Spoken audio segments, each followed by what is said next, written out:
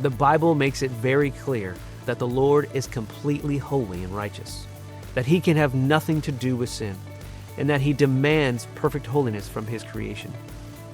The Bible also makes it clear that sinners are hopelessly lost, spiritually dead in their trespasses and sins, alienated from God, hostile towards him, and constantly engaged in evil deeds. The Apostle Paul provides the blanket statement about the sinfulness of man when he says in Romans 3, "None is righteous, no, not one.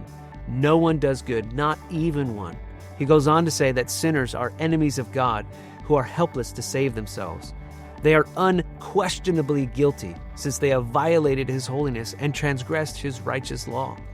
And because of their guilt, the Bible is very clear that the eternal punishment for the unrighteous is the lake that burns with fire and sulfur, where lost sinners will be tormented day and night forever and ever.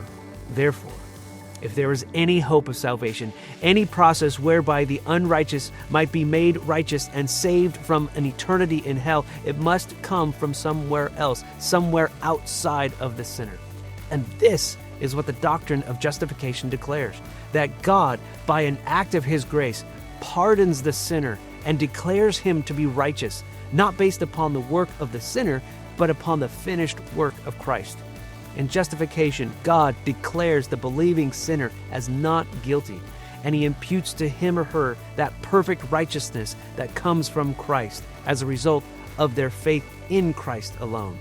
This ties back to a previous question where we talked about guilt.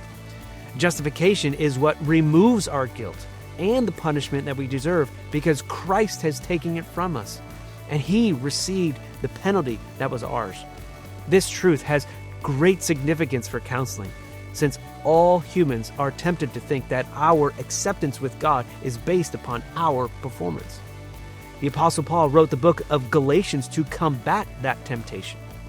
And what the doctrine of justification tells us is that our standing before God never changes, and we will always be justified, always counted as righteous in his sight.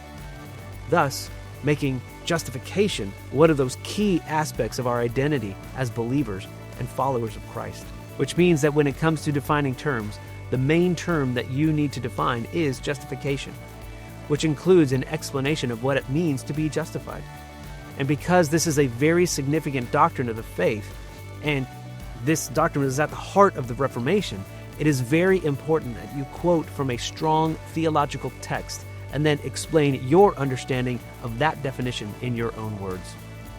When it comes to those Bible verses to reference, one key passage is 2 Corinthians 5:21, which says, "He made him who knew no sin to be sin on our behalf, so that we might become the righteousness of God in him."